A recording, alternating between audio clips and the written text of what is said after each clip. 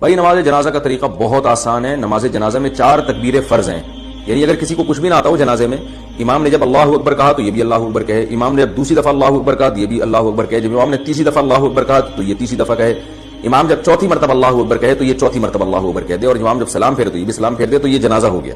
چاہے کوئی بھی دعا نہ پڑھی جائے، فرض ادا ہو جاتا ہے۔ البتہ طریقہ یہ نہیں ہے، مسنون طریقے پر جنازہ پڑھنا چاہیے۔ مسنون طریقہ یہ ہے کہ پہلی تکبیر کے بعد آپ ثنا پڑھیں، یعنی سبحانک اللہم و بحمدک وتبارک اسمک وتعالی جدک ولا الہ غیرک۔ اس میں بعض لوگ الفاظ بڑھاتے ہیں وجل ثناؤک، تو یہ وجل ثناؤک کے الفاظ پر میں نے بہت ریسرچ کی تھی ایک دفعہ، یہ کہیں بھی کسی بھی مستند روایت سے ثابت نہیں ہے۔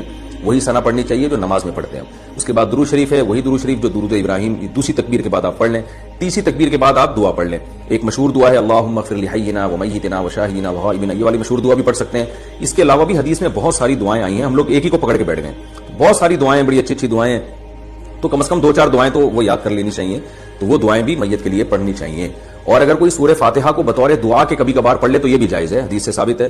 یہی احناف کا اور دوسرے ائمہ کا اختلاف ہے، وہ سورہ فاتحہ کو نماز جنازہ میں لازم سمجھتے ہیں اور بطور قرات کے سمجھتے ہیں، جبکہ نماز جنازہ تو ایک محض دعا ہے، اس کا وہ ارکان نہیں ہے جو نماز میں جس طرح سے دوسرے ارکان ہوتے ہیں، رکوع سجدہ، یہ چیزیں نہیں ہیں۔ تو اس طرح اس میں سورہ فاتحہ بطور دعا کے پڑھی جا سکتی ہے، بطور تلاوت کے، بطور قرات کے نہیں پڑھی جا سکتی۔